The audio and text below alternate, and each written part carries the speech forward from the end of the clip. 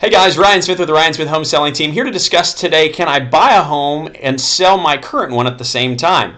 But before we discuss that, if you're a home buyer that's looking to purchase a home in the area, please click the Search All Area Homes link. You'll see that below. If you're a seller that's looking to sell your home, please click the How Much Is My Home Worth button below as well. Now on to our topic.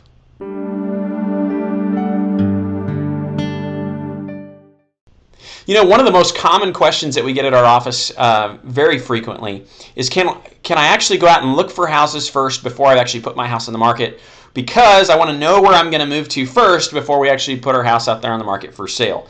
Is this a good strategy or is it not? Well, really breaking it down, I think there's some really great takeaways as you consider through that process if it's a good idea or if it's not really the best idea in the world. So first off, you know, if you're going to do that, right, so if you're going to go out and look for a house first, you know, typically once you've found that perfect house, you're going to put in a contingency offer, right? So this offer would be contingent upon you being able to sell your home. Now, as a seller and as a listing agent, I can speak to this as well. Most sellers really are not very excited about getting a contingency offer, just strictly because this deal may or may not end up working out. So what does the buyer have to do to get the seller to be willing to accept that contingency offer?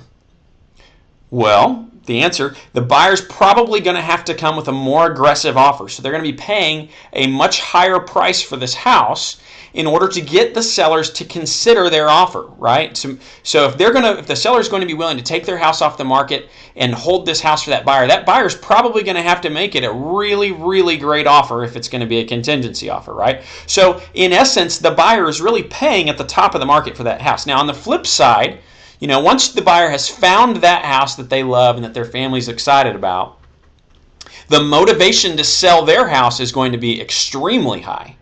So as time drags on and the possibility of losing the house that they love becomes more and more real, typically what that's going to mean is the motivation increases to sell the current house they have, which can mean reducing the price or taking an offer lower than what they would really prefer to take in order to bring everything together. So in essence, the buyer slash seller, I guess same person in this circumstance, but the seller ends up selling their house lower than they would like to, and then they're buying their house at a higher price than they might need to if it was not a contingency offer. So with those things considered, plus I would say, you know, a lot of times you see people get heartbroken because if they're putting in that contingency offer, they're going out and they're trying to find this house that will work out perfect for their family.